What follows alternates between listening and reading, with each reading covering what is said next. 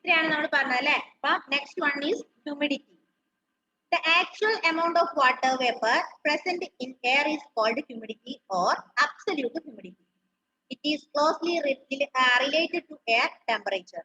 When the air holds the maximum amount of water vapor at a given temperature, the air is said to be saturated. Actual amount of water vapor present in air is called humidity. നമ്മുടെ അറ്റ്മോസ്ഫിയറിൽ കാണപ്പെടുന്ന amount of water vapour എന്ന് പറയുന്ന പേര്, എയറിൽ കാണപ്പെടുന്ന amount of water vapour എന്ന് പറയുന്ന പേരാണ് എന്ത്? Humidity or absolute humidity. എന്താ ഹ്യൂമിഡിറ്റി എന്ന് പറഞ്ഞാല് actual amount of water vapour present in the air. എയറിൽ കാണപ്പെടുന്ന വാട്ടർ വേപ്പറിന്റെ അളവിന് പറയുന്ന പേര്, എമൗണ്ട് ഓഫ് വാട്ടർ വേപ്പറിന് പറയുന്ന പേരാണ് humidity. It is closely related to air temperature. ഇത് എന്ത് ചെയ്യുന്നു? എയർ ടെമ്പറേച്ചറുമായി വളരെ റിലേറ്റഡ് ആണ്.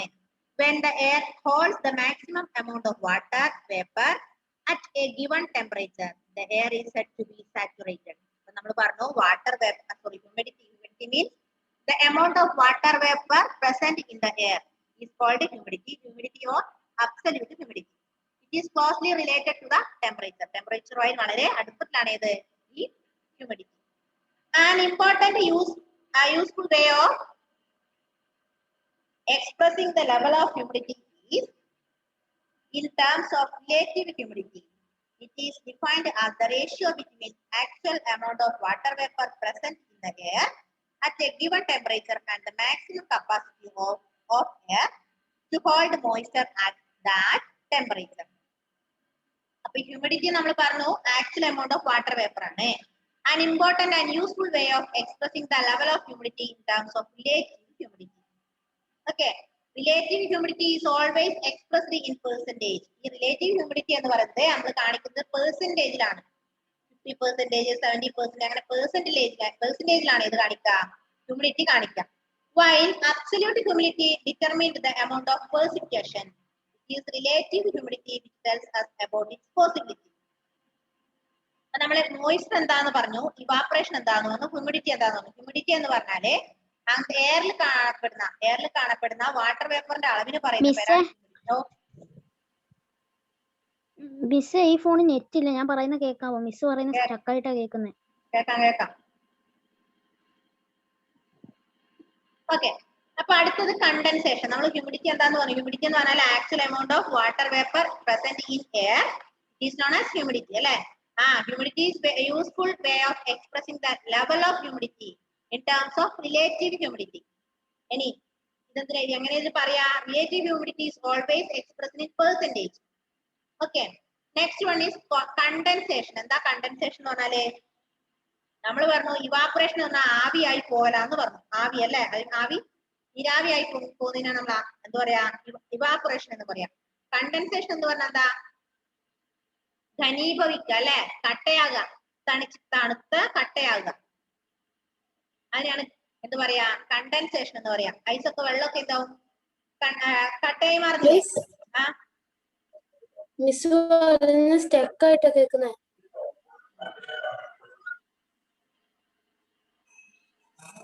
എന്തോ റേഞ്ചിന്റെ ഇതാണെന്ന് തോന്നുന്നു. ലാപ്പിന് എന്തോ ചെറിയൊരു പ്രോബ്ലം ഉണ്ട്. ഇപ്പൊ കേൾക്കുന്നുണ്ടോ? കേൾക്കുന്നുണ്ട്, സ്റ്റക്ക് ആയിട്ടാ. ഓക്കെ, അതെന്തോ ചെറിയൊരു പ്രശ്നം നമ്മുടെ ലാപ്പിനുണ്ടതാ. ഓക്കെ, ഇപ്പൊ നമ്മൾ പറഞ്ഞു കണ്ടൻസേഷൻ എന്ന് പറഞ്ഞാൽ ഘനീഭവിക്കുക അല്ലെങ്കിൽ കട്ടിയാകുക എന്നാണ് അർത്ഥം. When moist air rises upward, it becomes cool and the water vapor changes into small drops of water. The process is called condensation. അതായത് മോയ്സ്ചർ എന്ത് ചെയ്യും? മോയ്സ്ചർ റൈസസ് അപ്വേർഡ്സ്, മുകളിലേക്ക് പൊങ്ങും. നീരാവി മുകളിലേക്ക് പൊങ്ങി അവിടുന്ന് എന്ത് ചെയ്യും? Water vapour changes into small drops of water. ഈ ആവി മുകളിലേക്ക് പോയി അവിടുന്ന് തണുത്തതിന് ശേഷം അത് തുള്ളിയായി, കുഞ്ഞു കുഞ്ഞു തുള്ളിയായി ഭൂമിയിലേക്ക് വരും അല്ലെ. ആ പ്രോസസ്സിന് പറയുന്ന പേരാണ് എന്ത്? കണ്ടൻസേഷൻ. കണ്ടൻസേഷൻ മീൻസ് കട്ടിയാവുക. Condensation takes place around dust particles in the air. അപ്പൊ എന്താണ് കണ്ടൻസേഷൻ എന്ന് പറഞ്ഞാൽ? ഇവാപറേഷൻ എന്ന് പറഞ്ഞാല് ആവിയായി മുകളിലേക്ക് പൊങ്ങുക. കണ്ടൻസേഷൻ എന്ന് പറഞ്ഞാൽ ഈ എയർ മുകളിലേക്ക് പോയിട്ട് അവിടെ നിന്ന് തണുത്തതിന് ശേഷം അത് വാട്ടർ വേപ്പർ എന്തായി മാറും? സ്മോൾ ഡ്രോപ്സ്, തുള്ളി തുള്ളികളായി മാറിയിട്ട് അത് താഴേക്ക് പതിക്കുന്നതിന് ആ ഒരു പ്രോസസ്, ആ തുള്ളി തുള്ളികളായി മാറുന്ന ആ വാട്ടർ വേപ്പർ തുള്ളി തുള്ളിയായി മാറുന്ന ആ പ്രോസസ്സിന് പറയുന്ന പേരാണിത് കണ്ടൻസേഷൻ. ഓക്കെ, മനസ്സിലായില്ലേ? when moist rises upwards, moist air rises upwards and it becomes cool, then water vapor changes into small drops, small drops of water. This process is known as condensation. ഇതാണ് നമ്മൾ condensation എന്ന് പറയാം. The important forms of condensation are dew, fog and clouds. When small drops of water condenses around dust or smoke particles in the air, the mass is called cloud. Clouds move from place to place on the another by light air movement. ഒന്ന് വായിച്ചു നോക്കിയ താഴത്തെ paragraph. Miss clear അല്ല.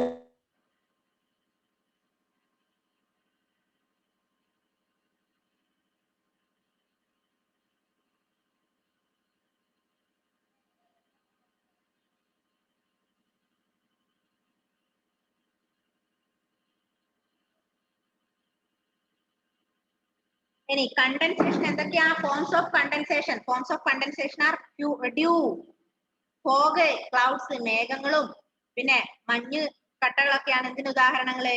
കണ്ടൻസേഷന് ഉദാഹരണം. പിന്നെ next one due ആണ് മഞ്ഞുകട്ടകള്. Due എന്ന് പറഞ്ഞാൽ എന്താ? തുള്ളികളില്ലേ, ഡ്യൂ ഡ്രോപ്സ് എന്ന് പറഞ്ഞാല് എന്താ പറയാ? ഡ്യൂസ് എന്താ പറയുന്നത്? ഡ്യൂ ഡ്രോപ്സ് നമ്മൾ പറയാറില്ലേ? ഡ്യൂസ് തുള്ളികൾ എന്താ മലയാളത്തിൽ എന്തായാലും പറയാം? Due drops.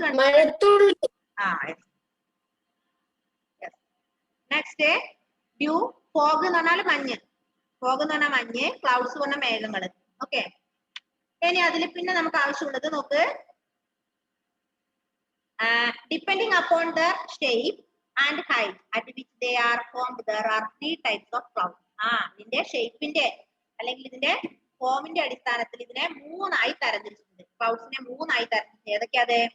സിറസ്, പിന്നെ cumulus, Stratus. Cirrus, cumulus, Stratus. These are the 3 types of clouds. Okay, മനസ്സിലായില്ലേ? എന്താ ക്ലൗഡ്സ് എന്ന് പറഞ്ഞാൽ? നമ്മൾ പറഞ്ഞു എന്താ ക്ലൗഡ്സ് എന്ന് പറഞ്ഞാൽ? എന്താ ക്ലൗഡ്സ് എന്ന് പറഞ്ഞാല് when a small drop of water condenses around dust or smoke particles in the air, that is known as clouds. ഈ ക്ലൗഡ്സിനെ 3ആയി തരംതിരിക്കുന്നു. Cirrus, cumulus, stratus. Cirrus, cumulus and stratus. These are the 3 types of clouds. Any the rain bearing clouds are given prefix or suffix number. So 3 തരത്തിൽ നിങ്ങൾ ഇത്രയും മനസ്സിലാക്കിയിരിക്കുക. Clouds എന്ന് പറഞ്ഞാല് when small drops of water condenses, ചെറിയ ചെറിയ മഴയുടെ തുള്ളികൾ, due drops, small drops of water condenses around dust. ഡസ്റ്റിന് ചുറ്റും ഇത് കണ്ടൻസ് ആയതിനു ശേഷം അതെന്തായി മാറും? particles in the air. The mass is called clouds. Clouds are 3 types: stratus, cirrus and cumulus. അടുത്തത് precipitation. എന്താ precipitation എന്ന് പറഞ്ഞാല്?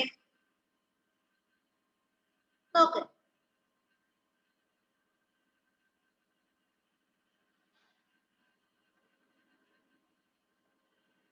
when small water drops join together, they grow in miss എനിക്ക് size ക്ലിയർ അല്ല മിസ്സേ.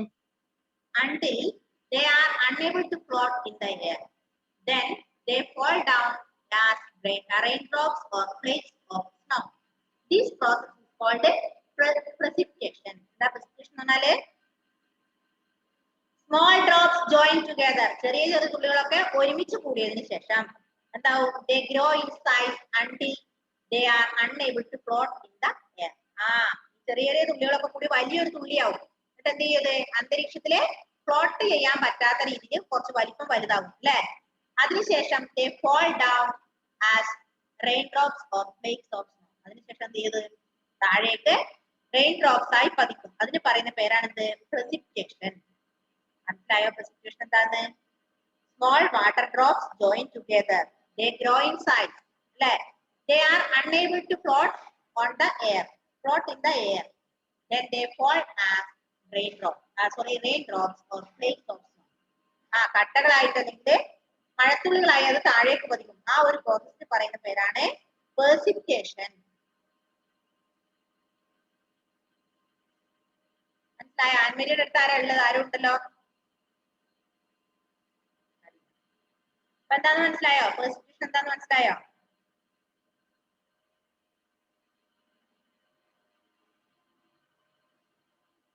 ഇത്രയാണ് നമുക്ക് ആ റെയിൻഫോൾ അവിടെ നിന്നോട്ടെ, അത് വേണമെന്നില്ല.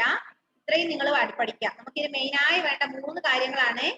ഒന്ന് നമുക്ക് വേണ്ടത് എന്താണ് moisture, evaporation, humidity, condensation, precipitation. These are the important portion in the lesson.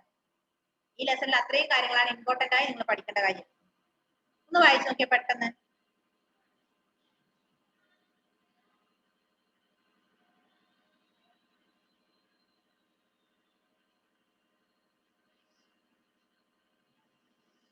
ഈ പറഞ്ഞ 5 കാര്യങ്ങൾ ഒന്ന് വായിച്ചു നോക്കാം.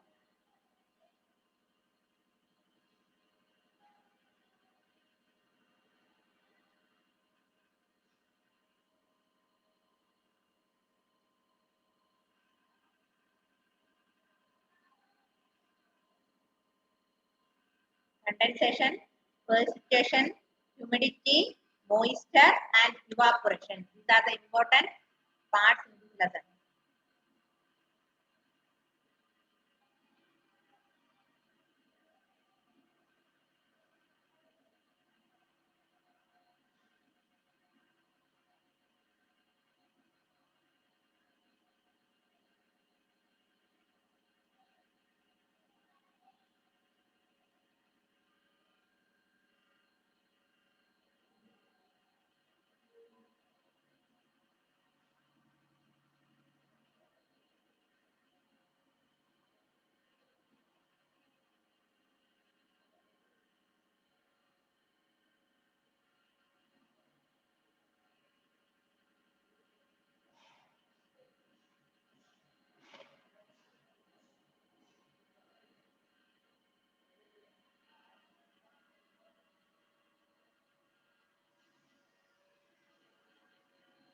Okay.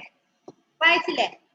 ഇനി അതിൽ 3 വേറെ കാര്യങ്ങൾ പറയുന്നത് convectional rainfall, orographic rainfall, cyclonic rainfall.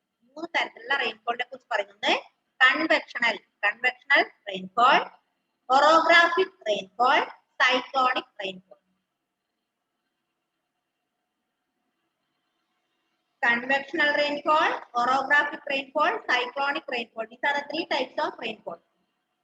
Okay. First one is convectional rainfall. When air comes in contact with the hot surface of the earth, it gets heated, becomes light, and rises in the form of air current. After the warm air reaches the upper layers of the atmosphere, it expands and loses heat. These leads to the condensation and formation of cumulus clouds. These clouds produce sudden and heavy rainfall accompanied by thunder and lightning. This is called convectional rainfall. 3 തരത്തിലുള്ള മഴകളാണ് നമ്മൾ പറഞ്ഞത്. Convectional rainfall, orographic rainfall, and cyclonic rainfall. The convectional rainfall എന്ന് പറഞ്ഞാൽ air comes in contact with the hot surface of the earth. It gets heated. ചെയ്തു. Surface of the എർത്തുമായി contact ചെയ്തിട്ടുണ്ടാവുന്നു, ചൂടുണ്ടാവുന്നു, but becomes light and rises in the form of air current. After the warm air reaches the upper layer of the atmosphere. അങ്ങനെ ഇത് ഈ warm air എവിടെ എത്തിച്ചേരുന്നു? Warm air reaches the upper layer of atmosphere. അപ്പോൾ അറ്റ്മോസ്ഫിയറിന്റെ അന്തരീക്ഷത്തിന്റെ upper layerലേക്ക് ഈ warm air എത്തിച്ചേരുന്നു. This leads to condensation and formation of cumulus clouds. അങ്ങനെ അവിടെ കണ്ടൻസേഷൻ നടക്കുന്നു, ക്യൂമുലസ് മേഘങ്ങൾ ഉണ്ടാകുന്നു. മനസ്സിലായോ? ഒന്നുകൂടെ പറയാം. When the air comes in contact with the hot surface of the earth and it heated, ചൂടാവുന്നു, then becomes light and rises from the air current. After the warm air reaches the upper layer of the atmosphere, that is this way the cumulus clouds are formed. Okay, cumulus clouds are formed. ഈ cumulus മേഘങ്ങൾ ഉണ്ടായതിന്റെ എന്താ പ്രത്യേകത? Sudden and heavy rainfall. പെട്ടെന്ന് മഴ ഉണ്ടാവും. ഇങ്ങനെയുള്ള പെട്ടെന്ന് മഴ ഉണ്ടാവും. അതുപോലെ പെട്ടെന്ന് ഹെവി നല്ല മഴയും പെട്ടെന്നുള്ള നല്ല മഴ അങ്ങനെ ഉണ്ടാവും. അതായത് ഇടി ഉണ്ടാവും, മിന്നലൊക്കെ ഉണ്ടാവും. അതായത് നമ്മുടെ എയർ സർഫേസുമായി കോണ്ടാക്ട് ചെയ്തത് ചൂടാവുന്നു, ആ സർഫേസ് ചൂടാവുന്നു, അതിനുശേഷം അത് ആ വാം എയർ അന്തരീക്ഷത്തിന്റെ അപ്പർ ലെയറിൽ എത്തിച്ചേരുന്നു. ഈ അപ്പർ ലെയറിൽ എത്തിച്ചേരുമ്പോൾ അവിടെ ക്യൂമുലസ് മേഘങ്ങൾ ഉണ്ടാവുന്നു. ക്യൂമുലസ് മേഘങ്ങൾ ഉണ്ടാവുമ്പോൾ സഡൻ ആൻഡ് ഹെവി റെയിൻഫോൾ ഉണ്ടാവും. പെട്ടെന്ന് വലിയ മഴ ഉണ്ടാവും, ലൈറ്റനിങ് ഉണ്ടാവും, തണ്ടർ ഉണ്ടാവും, ഇടിയും മഴയൊക്കെ ഉണ്ടാവും. ഓക്കെ, രണ്ടാമത്തെ പ്രത്യേകത എന്ന് പറയുന്നത് ഒറോഗ്രാഫിക് റെയിൻഫോൾ ആണ്. Orographic rainfall എന്ന് പറഞ്ഞാൽ when a mountain or hill comes in the path of moisture laden winds, the moist air mass is formed to ascend along its slope. As the air mass rise upwards, cooling takes place. This is followed by condensation and precipitation. It is called a relief rainfall. മൂന്നാമത്തെ cyclonic. ഈ മൂന്ന് കാര്യങ്ങൾ നിങ്ങൾ കഴിഞ്ഞ 5-ാം തോന്നുന്നു പഠിച്ച കാര്യങ്ങളാണ്. അപ്പൊ എന്താണ് കൺവെൻഷണൽ റെയിൻഫോൾ എന്ന് മനസ്സിലായോ? അത് മനസ്സിലായോ? മനസ്സിലായി. അടുത്ത ഒറോഗ്രാഫിക് എന്തായിരിക്കും? ഒറോഗ്രാഫിക് അതായത് air mass rises upwards, air മുകളിലേക്ക് ഉയർന്നിട്ട് അവിടുന്ന് കൂൾ ചെയ്യും, തണുക്കപ്പെടും. Air masses go upwards and cool them. This followed by, അങ്ങനെ എയർ മുകളിലേക്ക് പോയി അവിടുന്ന് തണുക്കുന്നത് എന്ത് കാരണമാകുന്നു? കണ്ടൻസേഷനും പേഴ്സിപ്പിറ്റേഷനും ഉണ്ടാകാൻ കാരണമാകുന്നു.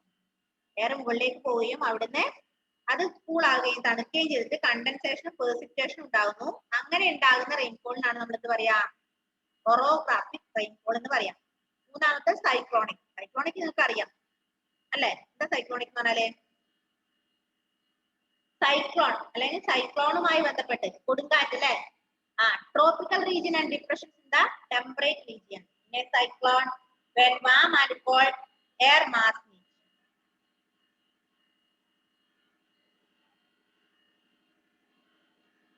Warm and cold air mass meet. The lighter warm air overrides the cold air mass. Boundary between two air mass is called form. അപ്പൊ നിങ്ങൾ അതൊന്നും അങ്ങോട്ടൊന്നും നിങ്ങൾ ശ്രദ്ധിക്കേണ്ട. നിങ്ങൾ ഇത്രയും മാത്രം ശ്രദ്ധിക്കുക. വിശദമായി നമുക്ക് ലെസൺ ചെയ്യില്ല. അതുകൊണ്ട് ഇത്രയും കാര്യങ്ങൾ മനസ്സിലാക്കുക. പ്രസിപ്പിറ്റേഷൻ എന്താന്ന് മനസ്സിലാക്കുക, കണ്ടൻസേഷൻ എന്താന്ന് മനസ്സിലാക്കുക, ഇവാപറേഷൻ എന്താണ്, മോയിസ്ചർ എന്താണ്, ഹ്യൂമിഡിറ്റി എന്താന്ന് മനസ്സിലാക്കുക. പിന്നെ 3 ടൈപ്സ് ഓഫ് റെയിൻസ് ഉണ്ട് എന്ന് മനസ്സിലാക്കുക. റെയിൻഫോൾ അതായത് ഒന്ന് കൺവെൻഷൻ ആണ്, ഒന്ന് ഒറോഗ്രാഫിക് ആണ്, ഒന്ന് സൈക്ലോണിക് ആണ്. നോട്ട് ഞാൻ ചെറിയ രീതിയിൽ നിങ്ങൾക്ക് മനസ്സിലാവുന്ന രീതിയിൽ തരാം കേട്ടോ. നിങ്ങൾക്ക് മുഴുവൻ പറഞ്ഞാൽ അത് ആ കൺഫ്യൂഷൻ ആവും നമ്മുടെ ലെസൺ. ഒന്ന് വായിച്ചു നോക്കിയാ സൈക്ലോണിക് റെയിൻഫോൾ ഒന്ന് വായിച്ചു നോക്കിയാട്ടെ.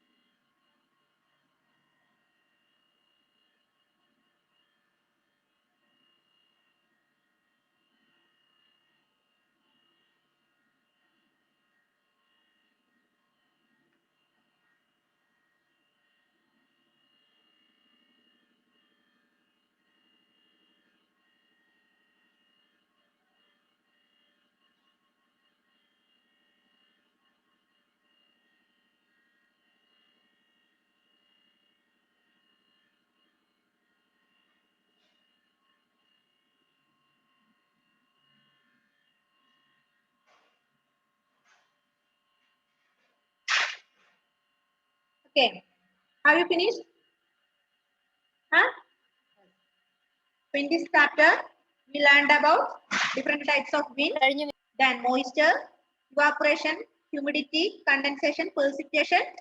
Last one, types of rainfall: convectional rainfall, orographic rainfall, and cyclonic rainfall. Have you any doubt? Anybody? Have you any doubt? Huh?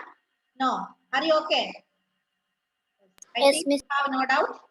Then this lesson is almost over. If you have any doubt when you are reading, you can call me. Okay. Huh? If you have any doubt in the time of reading, you can call me or you can ask No, your miss. doubt to my WhatsApp. Okay. Okay. Bye bye. See you in the next class. Bye bye. Ta-da.